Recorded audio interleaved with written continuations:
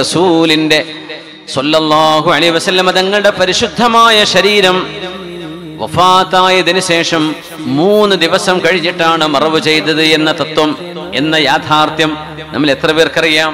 എന്തിനത് ചെയ്തു സ്വഹാബിമാർ? എന്തിനത് ചെയ്തു? സ്വഹാബിമാർക്കറിയാം പുണ്യനബി തങ്ങൾ വളരെ പെട്ടെന്ന് നിർവഹിക്കണം എന്ന് പറഞ്ഞ തങ്ങളുടെ നിർദ്ദേശമാണ് മയ്യത്തിനെ പെട്ടെന്ന് മറവ് ചെയ്യണം, അത് ഡിലേ ചെയ്യരുത്.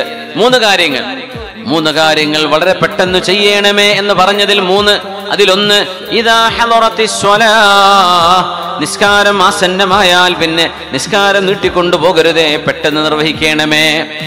2, ഒരു പെൺകുട്ടിക്ക് വിവാഹത്തിന് പ്രായവും സമയവും ആയിക്കഴിഞ്ഞാൽ നാടിന്റെ നിയമമുണ്ടെങ്കിൽ ആ നിയമം 18 ആണ്, 18 കഴിഞ്ഞിട്ട് മതി. എന്നാൽ അവിടെ നിന്ന് അങ്ങോട്ട് പിന്നെ നീട്ടരുത്. പിന്നെ ഒരു കോഴ്സ് കഴിയട്ടെ, ഒരു ജോലി കിട്ടട്ടെ, കല്യാണം കഴിക്കട്ടെ, എന്നിട്ട് അവർ പഠിക്കട്ടെ. ആയിഷ ബീവി റളിയല്ലാഹു അൻഹ പഠിച്ചത് മുഴുവൻ കല്യാണം കഴിഞ്ഞതിന് ശേഷമാണ്. ആയിഷ ബീവി റളിയല്ലാഹു അൻഹ അൽ അല്ലാമ, സ്വഹാബികളിലെ പണ്ഡിതയാണ്, സ്വഹാബികളുടെ ഉസ്താദാണ്. ആയിഷ ബീവി റളിയല്ലാഹു അൻഹ പഠിച്ചത് മുഴുവൻ തങ്ങളെ കല്യാണം കഴിച്ചതിന് ശേഷമാണ് സ്വല്ലല്ലാഹു അലൈഹി വസല്ലം. അതുകൊണ്ട് വിവാഹത്തിലേക്ക് ആഗ്രഹമുള്ളൊരു പ്രായം എത്തിക്കഴിയുമ്പോൾ പിന്നെ ഡിലേ ചെയ്യരുത്. 3ാമത്തെ വിഷയം, മയ്യത്ത്. ഒരാൾ മരിച്ചു കഴിഞ്ഞാൽ ആ മയ്യത്തിനെ വേഗം മറവ് ചെയ്യണം, വെച്ചുകൊണ്ടിരിക്കരുത്. അല്ലാഹു നമുക്ക് മരണമാസന്നമാകുമ്പോൾ അതൊരു നല്ല സമയത്തും നല്ല നേരത്തും ലാ ഇലാഹ ഇല്ലല്ലാഹ് എന്ന് ചൊല്ലിയിട്ടും മരിക്കാനുള്ള ഭാഗ്യം അല്ലാഹു നൽകട്ടെ. എന്തായാലും പോവും. ഇതിങ്ങനെ കൊലക്കുറ്റത്തിന് അല്ലെങ്കിൽ വധശിക്ഷയ്ക്ക് വിധിക്കപ്പെട്ട ആളുകളെ ജയിലിൽ നിന്ന് ഇങ്ങനെ കുപ്പായിട്ടിട്ട് കൊണ്ടുപോകും, തല മറച്ചിട്ട്. അപ്പൊ അടുത്തവൻ പറയാം, പഠിച്ചോനെ ഇനി അടുത്തത് ഞാനാവോ, ഇന്നാണോ ഇനി അടുത്തത് കൊണ്ടുപോവുക. അപ്പോൾ അയാൾ പിന്നെ തിരിച്ചു വരൂല. അതുപോലെയാണ് ഞാനും നിങ്ങളും കാത്തിരിക്കണത്. ഒരാൾ മരിച്ചു എന്ന് കേൾക്കുമ്പോൾ മരിച്ചോ, ഇനി അടുത്തത് ഞാനാണോ എന്ന് നമ്മൾ ആലോചിക്കണം. കാരണം ഇത് ഒഴിഞ്ഞു മാറാൻ പറ്റാത്തൊരു സംഭവമാണ്. അതിനുവേണ്ടി ഒരുങ്ങണം. പേടിക്കാനല്ല, നിങ്ങളെ പേടിപ്പിച്ചിതാക്കാനല്ല. പേടിക്കൽ, എക്സാം ഉണ്ടെന്ന് വെറുതെ പേടിച്ചിട്ട് ഉറങ്ങാണ്ടിരിക്കാനല്ല. പഠിച്ചിട്ട് ഇതിനെ ഫേസ് ചെയ്യുക. എന്ന പോലെ അമൽ സ്വാലിഹാത്ത് ചെയ്യുക, വേഗം അല്ലാഹുവിനോട് തൗബ ചെയ്യുക. അങ്ങനെ നമ്മൾ അതിനെ നേരിടണം എന്നാണ്. അപ്പോ ഇത്രയും പ്രാധാന്യമുള്ള ഒരു വിഷയം എന്തുകൊണ്ട് പുണ്യനബിയുടെ സ്വഹാബിമാർ അവിടുന്ന് വഫാത്തായപ്പോ തങ്ങളെ പെട്ടെന്ന് മറവ് ചെയ്തില്ല? എന്താ കാരണം എന്നറിയോ? ഹബീബായ റസൂലുള്ളാഹി സ്വല്ലല്ലാഹു അലൈഹി വസല്ലം തങ്ങളെന്ന ഉമ്മത്തിന്റെ നേതാവ് ലോകത്തോട് വിട പറയുമ്പോൾ ആരായിരിക്കണം ഹബീബിന്റെ പിൻഗാമി, ആരാവണം ഹബീബിന്റെ പ്രതിനിധി, ആരാവണം ഖലീഫ എന്ന ചർച്ച നടക്കുകയായിരുന്നു സഖീഫത്തു ബനി സാഇദ എന്ന പന്തലിന്റെ ഉള്ളിൽ. മദീന പള്ളിയുടെ ബാബു മലിക് ഫഹദിലേക്ക് നമ്മൾ ഫേസ് ചെയ്ത് നിന്നാൽ ഖിബലയുടെ ഭാഗത്തേക്ക്, പള്ളിയുടെ മുറ്റത്ത് നിന്ന് ഖിബലയുടെ ഭാഗത്തേക്ക് മുഖം തിരിച്ചു നിന്നാൽ വലതു ഭാഗത്ത്, പള്ളിയുടെ ഏറ്റവും പിറകിലെ വലതു ഭാഗത്ത് അങ്ങേയറ്റത്ത് പള്ളിയുടെ കോമ്പൗണ്ട് കഴിഞ്ഞാൽ ഒരു പൂന്തോട്ടമുണ്ട്, ഒരു ചെറിയ ഒരു ചെടികളും മരങ്ങളുമുള്ള ഒരു ഇടമുണ്ട്. അവിടെയാണ് ഈ ഖിലാഫത്തിന്റെ ചർച്ച നടന്നത്. അവിടെ ഒരു ചെറിയൊരു പാർക്കാണ്. പള്ളി ഇങ്ങനെ ഫേസ് ചെയ്ത് നിന്നാൽ വലതു ഭാഗം, ഇടതു ഭാഗത്ത് നിന്ന് മുമ്പോട്ട് പോയാൽ ജന്നത്തുൽ ബഖീ, അവിടെ അല്ല, ഇപ്പുറത്ത്. ആരാവണം ഖലീഫ? ആ ഖലീഫയെ തെരഞ്ഞെടുക്കുന്ന ചർച്ചകൾ 3 ദിവസം നീണ്ടുപോയി. മദീനക്കാരായ അൻസ്വാരില്ലയോ ഹബീബിന് അഭയം കൊടുത്തവർ ഞങ്ങളല്ലയോ ആദ്യം ജുമുഅ തുടങ്ങിയവര്? മദീനക്കാരാദ്യം ജുമുഅ തുടങ്ങിയത്. ജുമുഅ എന്നുള്ള പേരിട്ടതിന് മദീനക്കാരാണ്. അസ്അദ് ബിൻ സുറാറ റളിയല്ലാഹു അൻഹു തങ്ങൾ മക്കത്ത് നിന്ന് വരുന്നുള്ളൂ, അപ്പോഴേക്കും ഇവിടെ ജുമുഅ നടന്നിട്ടുണ്ട് മദീനയിൽ. ഞങ്ങളല്ലയോ ഹബീബിന് സഹായം ചെയ്തത്, ഞങ്ങളല്ലയോ ഹബീബിന് കാശ് കൊടുത്ത് സഹായിച്ചത്, അതുകൊണ്ട് ഞങ്ങളിൽ നിന്നാവണം ഖലീഫ എന്ന് ന്യായമായും മുഹാജിറുകളാ അൽ അൻസ്വാരികളായ മദീനക്കാർ. മഹാനായ അബൂബക്കർ സിദ്ദീഖ് റളിയല്ലാഹു അൻഹു പറഞ്ഞു, നേതാക്കന്മാർ ഖുറൈശികളിൽ നിന്നാവണം എന്ന് ഹബീബിന്റെ ഹദീസ് ഉണ്ടല്ലോ, അതുകൊണ്ട് മക്കയിൽ നിന്ന് ഹിജ്റ ചെയ്തു വന്ന മുഹാജിറുകളിൽ പെട്ടവരാകണം ഖലീഫയാവേണ്ടത്. ഭയങ്കര ചർച്ചകൾ നടന്നു. ആ ചർച്ചയിലേക്കല്ല ഞാൻ പോകുന്നത്. അവസാനം ഉമർ ബിൻ ഖത്താബ് റളിയല്ലാഹു അൻഹു പറഞ്ഞു, അബൂബക്കർ സിദ്ദീഖേ, നിങ്ങൾ അല്ലാഹുവിന്റെ ഹബീബിന്റെ കൂടെ ആ ഗുഹയിൽ ഒരുമിച്ച് താമസിച്ചവരാണ്. وثانية اثنين إذ هما في الغار إذ يقول لصاحبه لا تحزن إن الله معنا فأنزل الله سكينته عليه വഅയ്യദഹു ബിജുനൂദിൻ ലം തറൗഹാ വജഅല കലിമത്തല്ലദീന കഫറു സുഫ്ലാ വകലിമത്തുല്ലാഹി ഹിയൽ ഉൽയാ. ഹിജ്റ പോകുമ്പോൾ ആരാണോ ആ ഗുഹയിൽ, സൗർ ഗുഹയിൽ ഹബീബിന്റെ കൂടെ നിന്നത്, ആരാണോ ഹബീബിനോട് മന്ത്രിച്ചത്, നബിയേ എന്നെയും അങ്ങയെയും അന്വേഷിച്ച് ശത്രുക്കളാണ് വന്നു നിൽക്കുന്നത്, ലൗ അന്ന അഹദഹും നളറ തഹ്ത ഖദമൈഹി ലറആനാ, നബിയേ അവരാരെങ്കിലും അവരുടെ കാലിന്റെ ഭാഗത്തേക്ക് നോക്കിയാൽ നമ്മളെ കാണുമല്ലോ. താഴ്ഭാഗത്തേക്ക് നിൽക്കുന്ന ഗുഹയുടെ മുമ്പിലാണ് ശത്രുക്കൾ വന്നു നിൽക്കുന്നത്. ആ രണ്ടാമനായ ഹബീബായ നബി തങ്ങൾ സല്ലല്ലാഹു അലൈഹി വസല്ലം തങ്ങൾ, ഹബീബായ തങ്ങൾ സിദ്ദീഖ് എന്നവരോട് പറഞ്ഞ വാക്കുകളാണ് ഖുർആൻ അവതരിച്ചത്. വസാനിയതൈൻ ഇദ് ഹുമാ ഫിൽ ഗാർ ഇദ് യഖൂലു ലിസാഹിബി, തന്റെ കൂട്ടുകാരൻ സ്വാഹിബ് എന്ന് സിദ്ദീഖ് എന്നവരെ കുറിച്ച് ഖുർആൻ ഉപയോഗിച്ചു. ലാ തഹസൻ ഇന്നല്ലാഹ മഅനാ, സിദ്ദീഖേ നിങ്ങൾ സങ്കടപ്പെടരുത്, അല്ലാഹു നമ്മളോടൊപ്പമുണ്ട്. ഇത് സിദ്ദീഖേ നിങ്ങളോടല്ലയോ നബി തങ്ങൾ പറഞ്ഞത്, അതുകൊണ്ട് നിങ്ങളാണ് ഖലീഫയാവേണ്ടത്, നിങ്ങളാവണം. അതുമാത്രമോ, പനി പിടിച്ച് എഴുന്നേൽക്കാൻ കഴിയാതെ ഹബീബായ നബി തങ്ങൾ വിഷമിച്ചു നിൽക്കുമ്പോ, പനി കണ്ടാ ചെറിയ അസുഖമാണ് അല്ലേ, എത്ര വലിയ പോക്കിരിയാണെങ്കിലും പനി പിടിച്ചാൽ പച്ച പാവായി മാറും. ശ്രദ്ധിച്ചിട്ടില്ലേ? അത്രേ നമുക്കുള്ളൂ. ഇത് നമുക്ക് ബോധമില്ലാത്തത് കൊണ്ടാ. എന്താ മനുഷ്യന്മാരുടെ അഹങ്കാരം.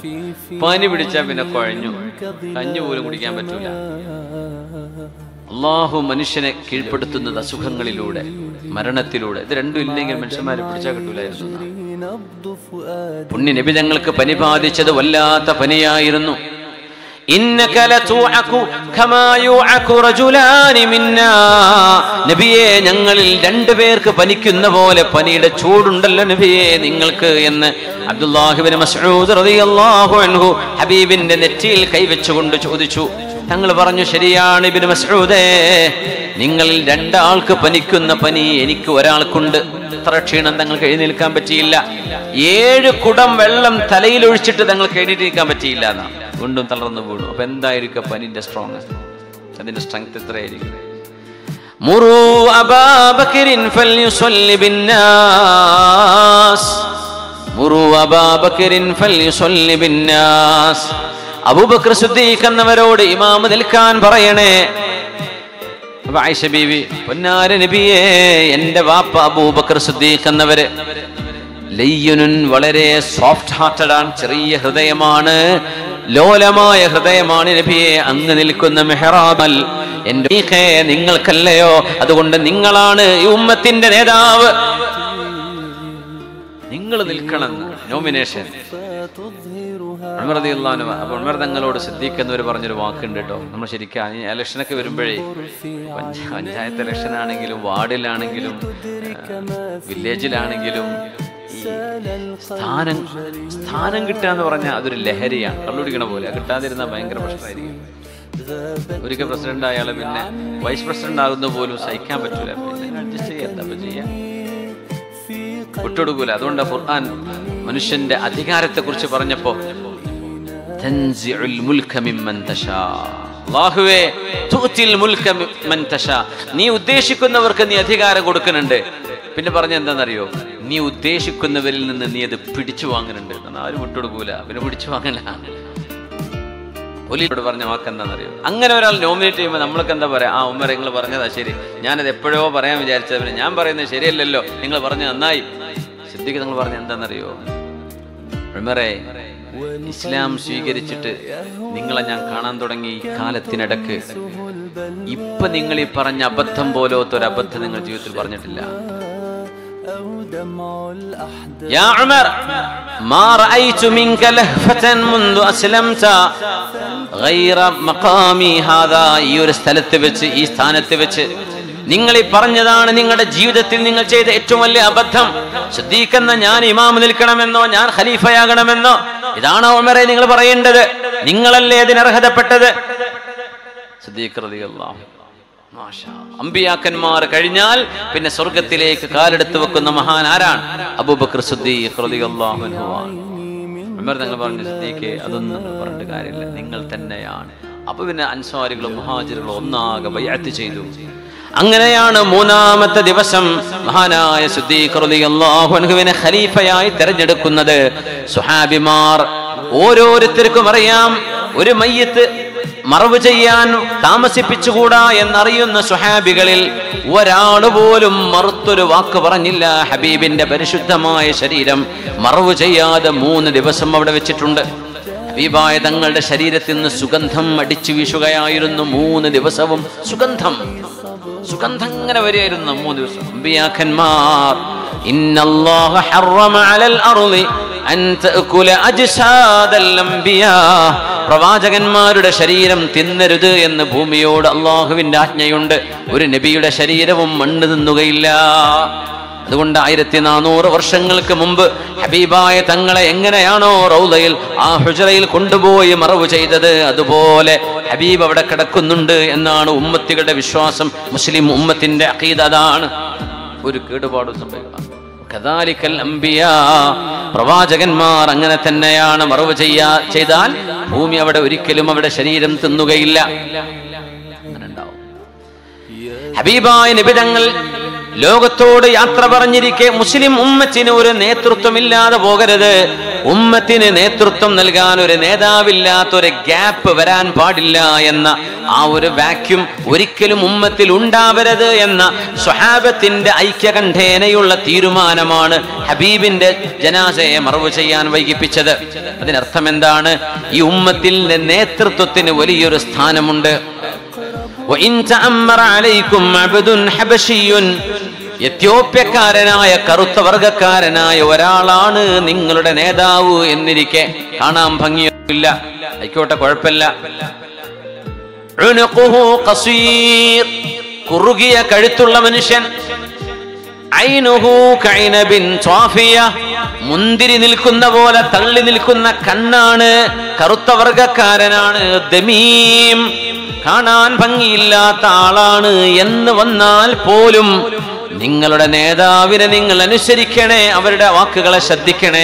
അതിന് നിങ്ങൾ ട്രോളുകയോ പരിഹസിക്കുകയോ ചെയ്യരുതേ എന്ന് മഹാനായ അഷ്റഫുൽ ഖൽഖിന്റെ നിർദ്ദേശമുണ്ട്. അത് പഠിപ്പിക്കാനാണ് 5 വക്ത് നിസ്കാരം ജമാഅത്തായി പള്ളിയിൽ നിർവഹിക്കുന്നത്. ഒരു ഇമാമിന്റെ ബാക്കിൽ നിന്ന് നേതാവ് ചെയ്തതിന് ശേഷമേ മഅ്മൂം ചെയ്യാൻ പാടുള്ളൂ. ഈ അച്ചടക്കം പഠിപ്പിക്കുന്ന ഉമ്മത്ത് പിന്നെ എങ്ങനെയാ നേതൃത്വത്തെ തള്ളിപ്പറയുന്ന അവസ്ഥകൾ വരുന്നത്? തിരുത്താം, നല്ല നിലക്ക് ഗുണകാംക്ഷയുള്ള തിരുത്തുകൾ വേണം, അതിന് കുഴപ്പമൊന്നുമില്ല. പരസ്യമായിട്ട് എഴുതുക, പരസ്യമായിട്ട് അവഹേളിക്കുക, പരസ്യമായിട്ട് കളിയാക്കുക ഒരിക്കലും ചെയ്യാൻ പാടില്ല. അതിനൊന്നും ശരീഅത്തിന്റെ മറപിടിച്ച് ഒരിക്കലും ന്യായീകരിക്കാൻ പറ്റില്ല. ഉമർ റളിയല്ലാഹു അൻഹു ചോദിച്ചിട്ടുണ്ടായിരുന്നു, ജനങ്ങളെ, ഉല്ലീതു അംറക്കും, നിങ്ങളുടെ ഉത്തരവാദിത്വം അല്ലാഹു എന്നെ ഏൽപ്പിച്ചിരിക്കുകയാണ്. വലസ്തു ബിഖൈരിക്കും, ഞാൻ നിങ്ങളിൽ മെച്ചമുള്ള ആളൊന്നുമല്ല, പക്ഷേ എന്നെ ഏൽപ്പിക്കപ്പെട്ടിരിക്കുകയാണ് ഉത്തരവാദിത്വം. അതുകൊണ്ട് എന്നിൽ നിന്ന് എന്തെങ്കിലും തെറ്റുകൾ നിങ്ങൾ കണ്ടാൽ ഫഖവ്വിമൂനി, നിങ്ങൾ എന്നെ തിരുത്തി തരണം കേട്ടോ. അത് നേതാവല്ല ആയിക്കോട്ടെ എന്ന് പറയരുത്, എനിക്ക് തിരുത്തി തരണം. അപ്പോഴാണ് ഒരു അഹ്റാബി വാളെടുത്തിട്ടുണ്ട് എണീറ്റു ഉമർ തങ്ങളുടെ സദസ്സിൽ നിന്ന്. ഉമറേ, ഇത് കണ്ടോ, ഞങ്ങൾ തിരുത്തും, ഇതുകൊണ്ട്, വാക്കുകൊണ്ടല്ല, ഞങ്ങൾ തലം കെടുക്കും ഞങ്ങൾ. ഉമർ തങ്ങൾ എന്താ പറഞ്ഞെന്നറിയോ? ആ മനുഷ്യനെ പിടിച്ച് കൊണ്ടുപോയി എന്നല്ല.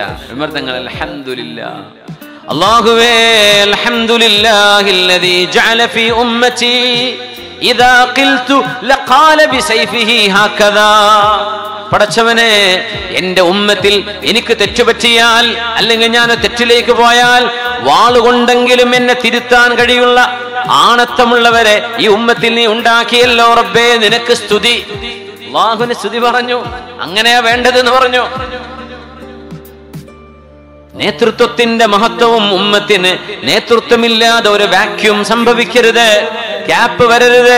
ഹബീബായ നബി തങ്ങളുടെ ഭൗതിക ശരീരം ഭൂമിക്ക് മീതെ നിന്നുകൊണ്ട് തന്നെയാണ് ഖലീഫയെ തെരഞ്ഞെടുത്തത്.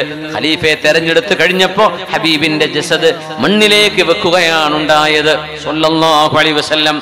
ഇത് പ്രയോറിറ്റൈസേഷൻ ആണ്. മയ്യത്ത് മറവ് ചെയ്യലാണോ? ഹബീബായ സ്വല്ലല്ലാഹു അലൈഹി വസല്ലം തങ്ങളെ മറവ് ചെയ്യുന്ന ആ ഒരു പ്രക്രിയയെക്കാളും പ്രാധാന്യമുള്ളത് ഹബീബിന്റെ ഭൗതിക ശരീരം നമ്മുടെ മുമ്പിൽ ഉണ്ടായിരിക്കെ തന്നെ ഒരു നേതാവിനെ ഖലീഫയെ തെരഞ്ഞെടുക്കലാണ്. ആ ഖലീഫയെ തെരഞ്ഞെടുപ്പെങ്ങാനും ഒരു 5 ദിവസമോ 1 മാസമോ നീണ്ടുപോയാൽ ആ മയ്യിത്ത് ജനാസ അങ്ങനെ കിടക്കുമായിരുന്നു എന്ന് വേണം മനസ്സിലാക്കാൻ. സ്വഹാബിമാർ ആരും ഒരാൾ പോലും എതിർത്തില്ല എന്നാണ്. എന്തേ മറവ് ചെയ്യണ്ടേ, എന്തേ തങ്ങളെ മറവ് ചെയ്യണ്ടേ എന്ന ഒരു ചോദ്യം ഒരു സ്വഹാബിയും ചോദിച്ചില്ല.